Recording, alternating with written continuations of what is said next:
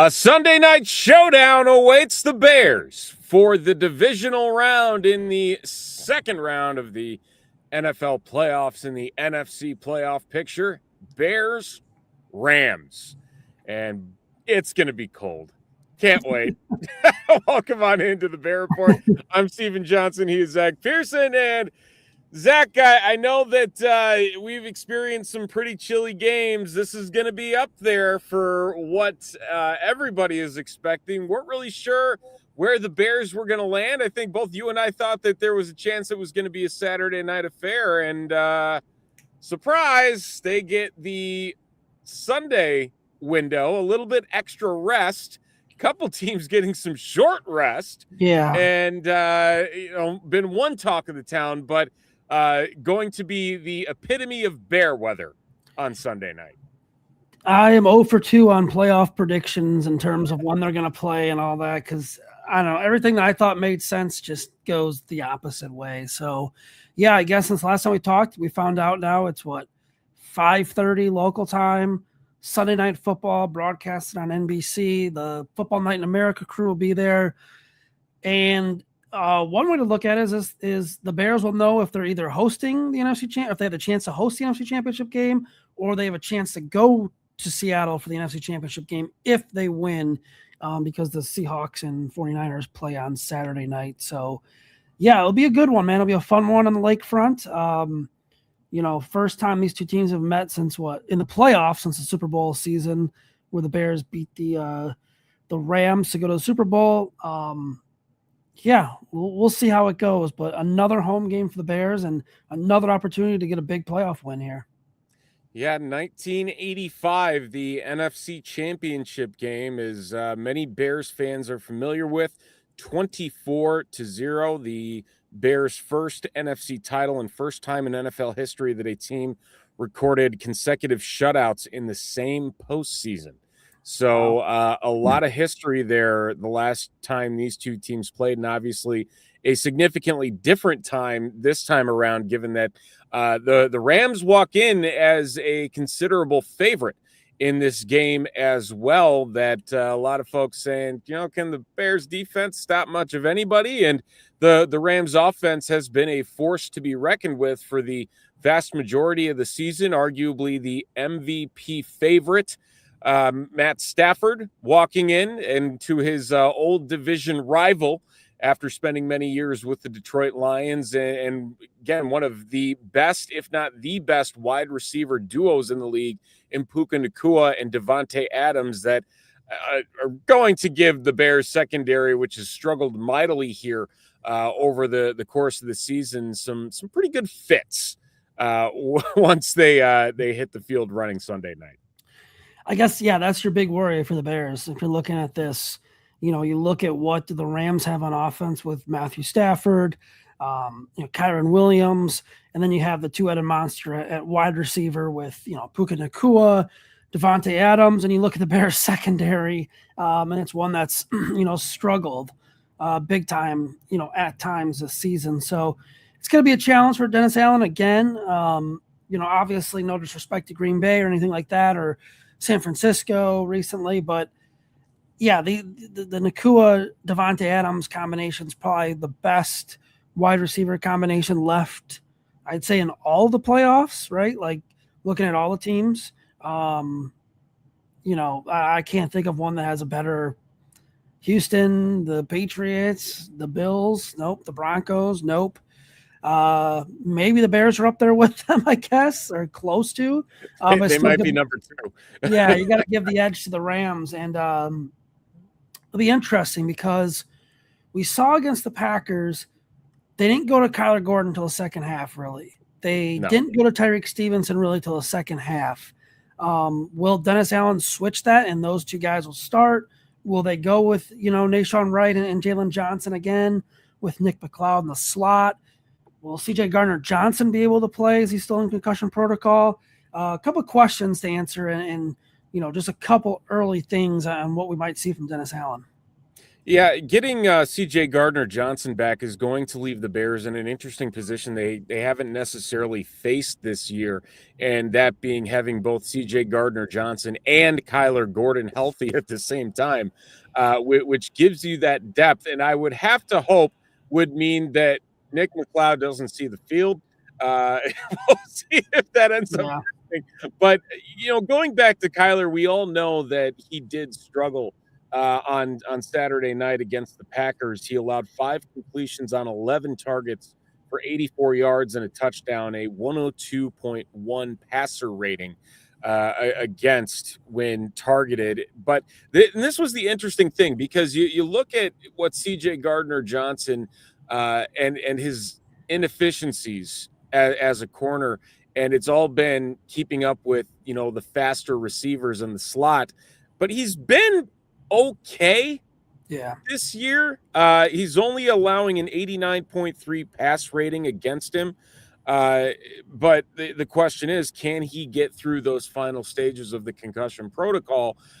And I'm with you. I don't know what to expect, what Dennis Allen is thinking for this, because, again, for the third straight week, Puka Nacua is a guy that is going to give you fits from every angle of the field, and you need to be ready to take him on. And the one thing I am curious about is, do we see more of those nickel and dime looks, and we see both C.J. Gardner-Johnson and Kyler Gordon on the field at the same time, as kind of this tandem that allows Dennis Allen to get a little bit more unique in his blitzing abilities and his blitz packages, that both of them are so good off the end and so good at jamming at the line of scrimmage that, for all we know, the Bears are on the precipice of kind of opening up a new option to them that can help a struggling defense. Yeah, and the Rams have a little speed. Like Tutu Atwell is probably their best speed wide receiver. Nakua's up there, obviously, but it's not like Nacua and Adams are straight burners at this point in their career. I mean, probably Nakua is probably more faster than Adams, but both are veteran, really good wide receivers. I think it kind of goes back to what we said against this Green Bay team. You're going to have to get pressure on Matthew Stafford. And I think a big key here is Jordan Love had the ability to escape. He's a better running quarterback than Matthew Stafford is. Matthew Stafford at this point in his career is a statue in the pocket. It is what it is. He's not going to want to get hit. It's going to be cold. You bang him up a couple times early in that game, you might be able to get into his head and rattle him a little bit. Now, if he comes out hot and they're throwing the ball over the field and they're running the ball efficiently and they're hitting their tight ends, Ferguson and Parkinson, it could be an issue for Dennis Allen. So I think he's going to have to find a way to avoid the slow start on defense. As the playoffs go on, you're going to play better teams. You can't fall behind 21-3. I know the Bears have a lot of good comebacks, but eventually you got to get off to a good start offensively and defensively. And I think this is the perfect game to do that. I think you come out, you get pressure on Stafford, you force a couple 3-and-outs, you hit him a couple times, not late, but even if he releases the ball within the rules, hit him, show him that you're there. And then on offense, maybe, it helps set the tone there a little bit as well. Yeah, and even from a separation perspective, that's been one of the struggling points for Davante Adams since his days with the Green Bay Packers. You go back to the days with the Raiders, and then when he got shifted over to the Jets, he doesn't separate like he used to, and even this year he's averaging about 2 yards in separation, which is 50, 60 range in the NFL and overall rankings. So it's not like he's setting the world on fire. But the interesting thing is, neither is Puka. But it's a guy that is willing to get physical. And we know that that's a piece to this Bears team that's what they are, very physical. They if you can't get away from them, they're going to make you pay in one way or another. And with a guy like Matt Stafford, like you said, he doesn't have the elusiveness that Jordan Love did. It feels like it's a matchup that plays better for what the Bears can do versus what they can't do. Because I mean, we've seen time and time again, like any mobile quarterback or a quarterback that can show the slightest feint of of mobile ability, it's not going to end well for the Bears. Like it's just not, and it's frustrating to watch because after a while you just kind of want to say, okay, how many more times do we need to see this before we say, all right, that's enough. Well, and you know, you don't want to give them all day to stay in the pocket. That's not what we're saying either. Like, right, you got to get pressure. But I think he's obviously a pocket quarterback. He's a guy that's not going to scramble. But if you give him enough time, he's going to find the open receiver. He can still throw the ball, like you said, probably the leading candidate for MVP. And there's a big reason why. You know, he could beat you deep, he could beat you short, he could beat you over the middle. He could still make all the throws he was making earlier in his career, which Bears fans are familiar with in his time in Detroit. So, yeah, for Dennis Allen, you got to get pressure. You got to get it early, and you cannot let him pick you apart. And I think slowing down the run is going to be big too, because if the 49ers can't pass and you could somehow slow down Kyren Williams and Blake Corum, I believe he's healthy now, you should have a shot to win this. And I think, you know, it's another game where it's going to be a fired up crowd. First divisional playoff game at Soldier Field since 2010, right? Yep. Yeah, it's 2010. So, you know, it's been a long time. And if it's anything like it was Saturday night against Green Bay, I mean, that should play a big factor in this as well for the road team. Yeah, absolutely. Looking at Matt Stafford's stats this year, he finished with a 65% completion percentage, 4,707 yards, 46 touchdowns, and just 8 interceptions, the highest quarterback rating of his career at 109.2 for what he was able to put together. And you mentioned Kyren Williams, just as strong this year, just short of his career high in yards, but did it with a lot less attempts. He only had 259 attempts this year compared to 316 a year ago. 1,252 yards and 10 touchdowns for a 4.8 average, and he'll take it out of the backfield too. He had 36 receptions. So the nice thing that the Rams have going for him is they have 2 guys out of the backfield willing to be those receiver type players. So you're not necessarily looking at a guy back there next to Stafford and saying, okay, more likely could be a pass here. It's no, whether it's Corum or whether it's Williams, the Bears need to be ready to go, because this could unravel quickly just for some dink and dump, you know, plays for 2 very talented running backs that the Rams have at their disposal. Yeah, and we saw a little bit Josh Jacobs in the first half of that game kind of, you know, pound the football against the Bears. They got their touchdowns on throws, but second half the Bears shut them down. I think that's kind of going to be the same game plan. But with the Rams, you know, and Stafford, he's had a couple, not like full out stinkers, but like the first game against the Seahawks, he wasn't very good. The game on Monday Night Football against the Falcons, he wasn't very good. So yeah, I mean, but you know, he's also had really good games, and he's an MVP candidate for a reason. So yeah, you just have to be careful with him, and you know, you look at him in the cold, and I wonder at this stage in his career how much that is a factor, because like we look at the numbers, not a lot of games in the cold, right? I can't believe this, and it was hard for you to believe too when I was reading this over before we came on the air here, that he has only played in 6 career games when the temperature at kickoff was 32 degrees or colder. 6 games. The entire time, all the years in the NFC North. Yes, he plays in a dome now. He played in a dome in Detroit, but for as long as he's been around, that's frankly shocking, even given, you know, the years that he made the playoffs as well, that there weren't more opportunities for him to get outside. He is 3-3 in those 6 games, but he has thrown for 15 touchdown passes and only 3 interceptions. Wow. For 1,519 yards through the air.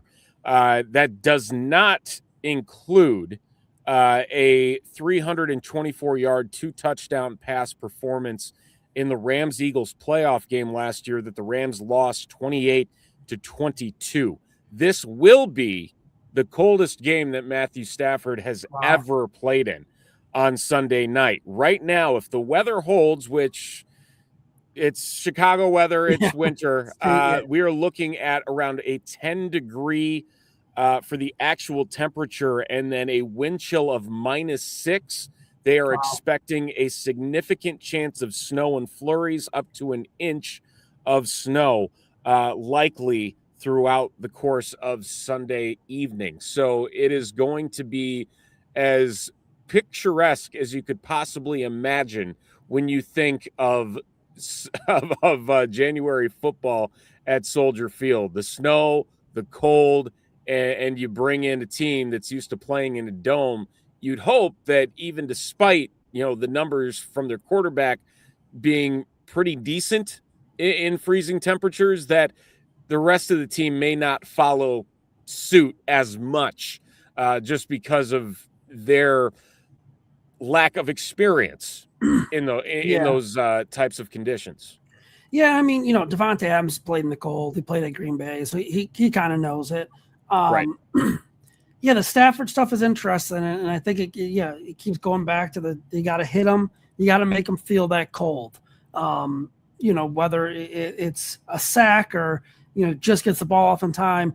It feels like one of those games where the Bears defense really has to set that tone early and really, show, hey, we're gonna hit hard today and we're gonna try and force some takeaways, because they didn't have a single takeaway against the Packers and still somehow won the game. So I feel like this is a game also they're going to have to get a takeaway. They're going to have to really fall on a fumble, pick it off, something like that. And we'll see what happens. I think defensively, though, the Rams also have can create some problems. And I think it'll be an interesting matchup, because when you look at the Rams defensive line and you have Jared Verse and you have Byron Young, two guys who, right now, top 5, I think, in pressures in the playoffs, just absolutely got to Bryce Young. But Bryce Young was able to keep plays alive and put up points on the board. So Chicago got to worry about that pass rush a little bit. And I think what Ben Johnson will do early is try to run the football, try to get some draws, maybe some screens. It's kind of the best way to combat the pass rush and hopefully get his offense in a rhythm. But, yeah, the Bears it feels like this game could be high scoring one again, 38-35 or like a 33-30 game. I don't know what the over or under is right now, but yeah, I feel like this game could get out of hand for both defenses if I'm not careful. Yeah, speaking of the Rams defensive line and what they bring, looking at their stats for this year, Byron Young leading the team with 12 sacks, 12 tackles for loss. Jared Verse, 7.5 sacks and 11 tackles for loss. And the fact that the Bears are going to be going into this without Ozzie Trapillo as well at left tackle. And the question is, are we going to see Theo Benedette? Are we going to see Braxton Jones? I bet you'll be Benedette. Yeah, because Braxton Jones, he did get activated off of IR today. So he will be active. The over-under, by the way, is 49 points. Wow. The Rams are 3.5-point favorites. So that puts the Bears at a plus 165 on the money line to win on Sunday night. So that usually you get 3 points for being the home team. So count 6 on the swing there.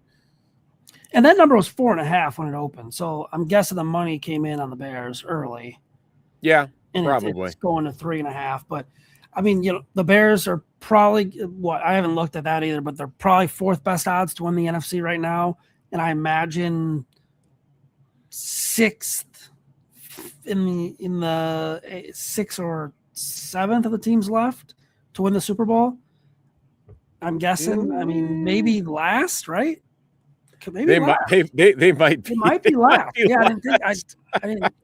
So let's see here. According to DraftKings, where are they at here? The Seahawks are the favorite. The Rams are the second favorite. So it goes in order: Seahawks, Rams, Patriots, Bills, Broncos, Texans, Bears, 49ers. Oh, because below of the Bears. Yeah, the losing George Kittle, but as the Bears know, Jake Tonjes, former Bear, Yeah. can fill in just fine when you go up against a pathetic defense. If the Bears want to get to the Super Bowl, they have to beat the NFC West. That's just how it is, because it's 3 NFC West teams and the Bears. So yeah, I mean, going back to that line, yeah, I guess that's what Vegas kind of thinks of the Bears right now, where you get the 3 points and it's probably a 6-point game, real line for the Rams, which I'm a little shocked. I'm actually shocked the over-under is only 49. Seems kind of low. I don't know. Seems low. That's what, like a 26-24 game? That's doable. Like, that is very doable. Yeah, it seemed well, Alex Smith thinks that the Rams are going to hang 50 on them anyway. So yeah, that's whatever. Yeah, offensively though, I'm curious to see if the Bears can get off to a hot start, a fast start, and kind of build that momentum. Like, coming out strong and not wait until the fourth quarter would be huge in this game.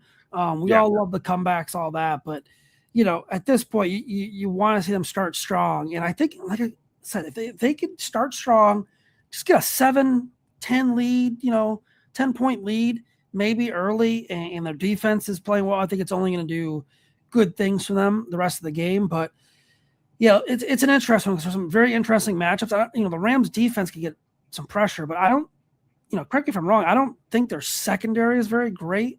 Like, it's definitely vulnerable.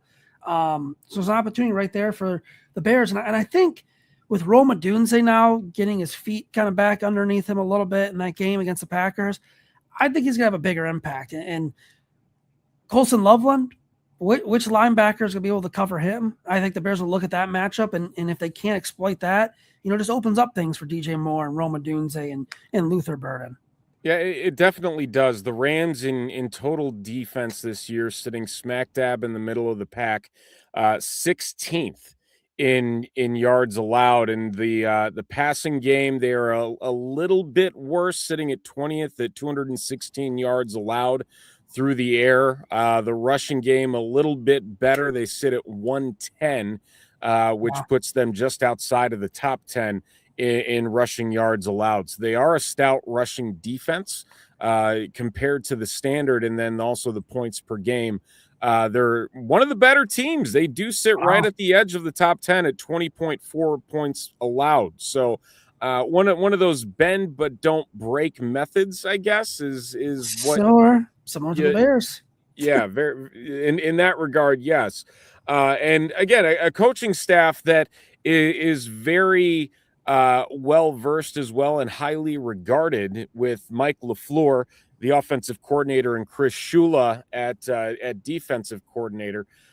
So two guys that have been talked about in circles as potentially being head coaches next year, and Shula carrying that Shula name from his grandfather, and everything that has been a part of NFL history with the Shula name. So it's not like it's necessarily a pushover team by any means on the defensive side of the ball. The offense is going to have their hands full, and more so than what they. There is opportunity, especially for a game that based on the totals, you're gonna have to let the passing game, like you said, get going early. And that's the thing, is like, what is your confidence level? If you had to rank it right now, like 1 to 10 on the offense actually getting going early following last week, is it still pretty damn low, or is it starting to creep up a bit? Or 5? Okay. Yeah, I think like that's the easy way out, but like I think it could go either way. Like, I could see them building that momentum from last week and having the home crowd and knowing what's at stake. But I could also see them first drive, march on the field, and they have to settle for a 30-yard field goal or something like that. I could see it going both ways. I mean, maybe by Friday I might be a little lower or higher. I don't know. I'm more worried about the defense. I'm probably at like a 3 or a 2 in terms of confidence that they could stop this Rams offense right now. Yeah, and the question then becomes, because Jalen Johnson pretty much came out and said it today or yesterday, saying, "Yeah, I'm not 100%." Yeah. Like Oh, I yeah. I I don't want to look at any social media that say I suck and I'm not doing my best out there. Like I'm not going to be 100%. I need to have a full season. And you think about it, and you look at who could be out there. I still am irritated by the lack of Tyreek Stevenson, given Yeah. all of the struggles. But at the same time, I do know that if you're going to put three corners out there, Jalen probably still is one Yeah. of those top three, all things considered. And now, how much is that going to be exposed again Yeah. for what these receivers can do? Well, you know, I think the argument would be you're probably debating between Nashawn Wright and Tyreek Stevenson because you're going to go Gordon, you're going to go Jalen. I think Dennis Allen will probably rotate them again. And, you know, it's tough because Jalen Johnson did not have a full training camp. He had no preseason. He had no week one. He had a first half against the Lions. And now you're expecting him to go out and ramp up and be full go. And keep in mind, it's cold. The muscles tighten up when it's cold. And that's very tough. So, yeah, I mean, same thing with Kyler Gordon. I mean, did half a training camp, nothing in the preseason, a couple games, then back on IR.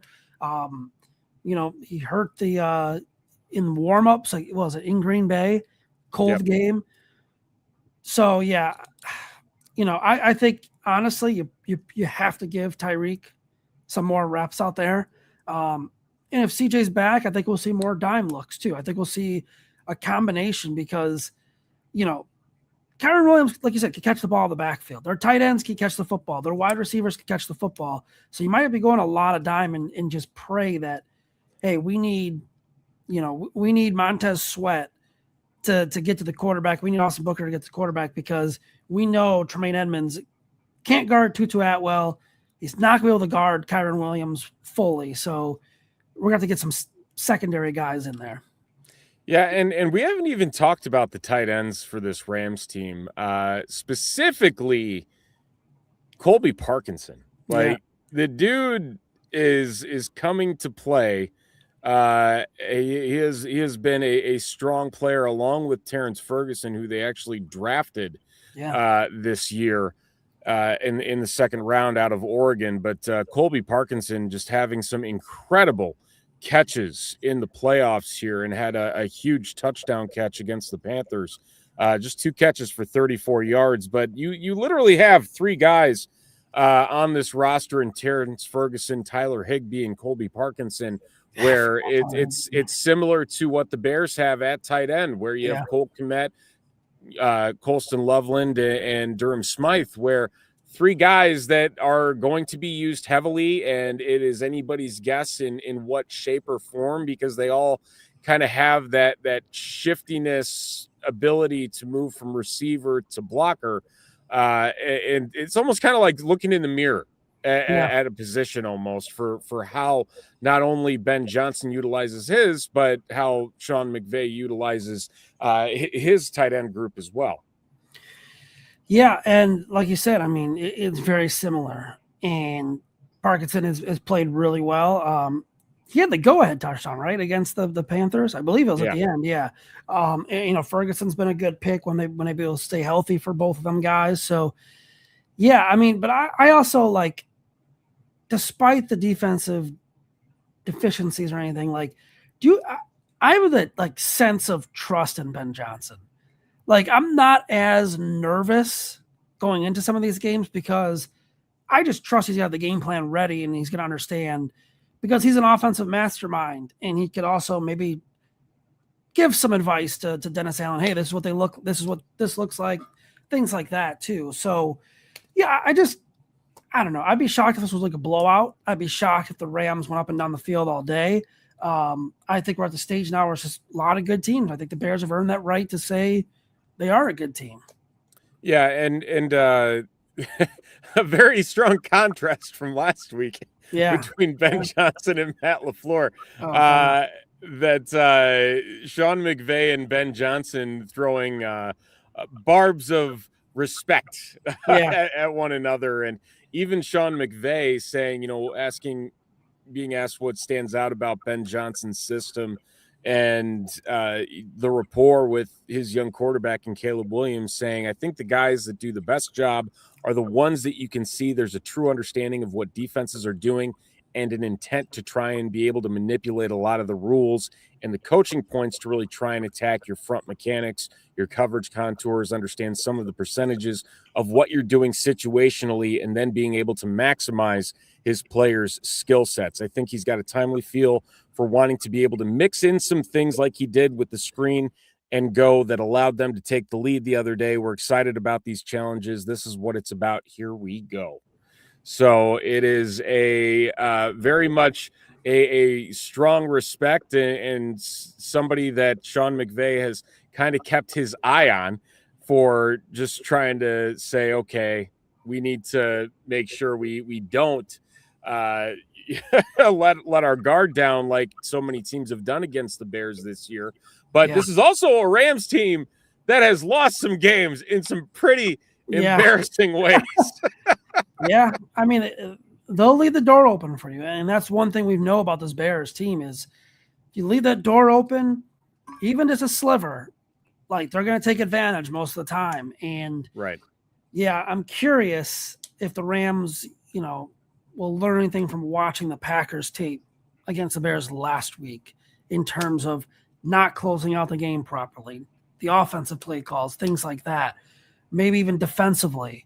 Because like I said, the Rams, they've lost some pretty interesting games, I'd say, this year. And I mean, I think even last year too, didn't they? They lost some really like tough ones at the end. Yeah, they did. And I mean, heck, the Bears beat the Rams last year. Yeah. A lot of people forget these two teams faced off with one another in 2024, and the Bears beat them 24-18 in week 4 but that was of last year. That was no Cooper Kupp and no Nakua, I believe, though. Correct. There was a very depleted Rams team. Yeah, a little bit different this time around because the Rams started 1-4. They did finish 10-7. So they finished strong. There was a stretch there that they had won. I believe it was 6 of 7, and then they lose to Philadelphia in the divisional round 28-22 after trouncing Minnesota 27-9. Yeah. So it's a team that is still going to claw their way through anything, and they've shown that time and time again. Even like you said, this year, look at some of those rougher games. Obviously, the loss to Seattle that frankly should have never been a loss. The loss to Atlanta, where Bijan Robinson just goes nuts. Yep. The loss to Carolina, 31-28, that led Carolina into the playoff picture. Yeah. San Francisco losing in OT, and then against Philadelphia week 3, they blow that one too. And they blew last week too. Right. Yeah, they were up 14 or 7-0, something like that. And they let the Panthers right back in it. So yeah, I mean, in that playoff game last year, obviously different now. They have Devontae Adams and stuff like that, but they very well could have won that game at Philadelphia. So they have road playoff experience. Matthew Stafford has the experience now. He's played in a Super Bowl. He's won a Super Bowl. McVay's coached in 2 Super Bowls. So yeah, they're no pushover. It's going to be a tough challenge for the Bears on Sunday night. That it will be. And so we have cold weather. We have a NFC West team that is making a second cross-country trip in the same amount of weeks here. Do the Bears pull off another, by Vegas's eyes, upset and punch a ticket to the NFC Championship game? I picked the Bears last week. You picked against them, right? Yes. I'm going to pick against them this week. I think the Rams are going to win. I think Nakua and Adams are just too much for the secondary. I think we're going to see some where the Bears are going to focus their attention to on the offseason with this defense.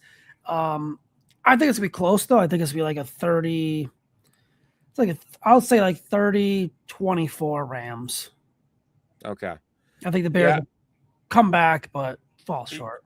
Yeah, I'm around that same mindset. I need to see it to believe it, and for as enjoyable as that second half was, watching the defense come alive and be able to shut down Green Bay in the ways that they did, holding them to 6 rushing yards in the second half. This is going to be a significantly more difficult test for them, and I'm not sure they're up to the level to stop the Rams and what they need to do. We can say that, Matt Stafford isn't great in freezing cold weather. We can say that Sean McVay has not won at Soldier Field in his 2 visits here so far as a head coach. But unfortunately, I think I'm with you. I think that changes on Sunday night. I hope I am wrong. I'm looking at 33-26. I think that there will be that last few minutes where there's that option for the Bears to potentially get back into it. But, Puka Nacua and Devontae Adams finding the fountain of youth this year has been a game changer for the Rams. I think if the Rams get by this game, that they are probably the team that goes to the Super Bowl in the NFC. They just have that moxie about them. And you hope that for what the Bears did last week, that they can carry that confidence into this week, and knowing that, they really need to be on their A game from start to finish. And I hope that is the case, but seeing is believing. And I think we need to see the full package put together in order to say, okay, we feel confident about the Bears' chances walking into this game Sunday night at Soldier Field. Yeah, you also have to worry about the hangover from this week. Emotional game. I trust Ben Johnson. I trust the players. But it's a real thing. But yeah, I think the Rams I think they're the better team right now, but I think the Bears have the brighter future moving forward. Yeah, I tell you what, and I hate making these comparisons, but this feels so much like the 2015 Cubs. And I know a lot of people have made it. Where it's like they're ahead of schedule with where everyone's expecting them to go. They vanquish their biggest rival in the postseason, and then they follow it up with just laying an absolute goose egg in the following round. And again, I'm hoping that's damn you, Daniel Murphy. Getting swept by the Mets. Damn you. What? So that's my main concern is like you kind of said it out loud there. It's like you don't want to see it. And this is a significantly different game than baseball, obviously. Yeah. But at the same time, everybody knows what that win meant. And all of the talk still about that game 3 days later. And just the overall after effects of how the Bears kind of carried themselves from that. And, we can cry and whine all we want with certain fan bases saying, hey, he swore. They're posting Aaron Rodgers highlights. That's how down bad they are. It's crazy. Yeah, it's something you hope for, not a similar hangover, but it is a challenge, and arguably the toughest challenge that is left in the NFC playoff picture that the Bears are facing right now. Yeah, we'll see. I hope they don't lay an egg. I do trust Ben Johnson, this team. I think they know what's ahead of them. So yeah, we'll see. It's definitely a tougher game, I think, though. I think the Rams and the Seahawks are probably on a crash course for the NFC Championship game. But let's not get too far about ourselves. I do think Bears got a shot. Like I said, I trust Ben Johnson. I think he'll have them in the right mindset. I just think right now the Rams are just a little too tough. Yeah, the Bears have their guy in Ben Johnson, that is for sure. They have their quarterback in Caleb Williams, so the future is bright. And hell, for all we know, we could be looking at Sunday night and saying the future is now, and a very optimistic fan base and team. Let's hope so. Heading into whatever awaits them on the other side of Sunday night's showdown at Soldier Field. But that is going to do it here for this episode of the Bear Report podcast.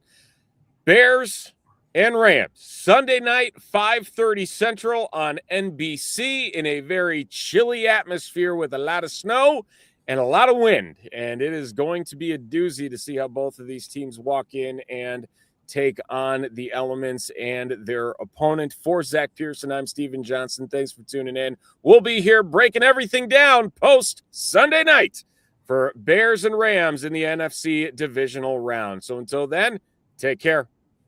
Good, better, bad! Good, better, bad! Never let it rest! Never let it rest! Good gets better! Good gets better! Anybody gets better! Anybody gets better! Bears on 3, 1, 2, 3! Bears!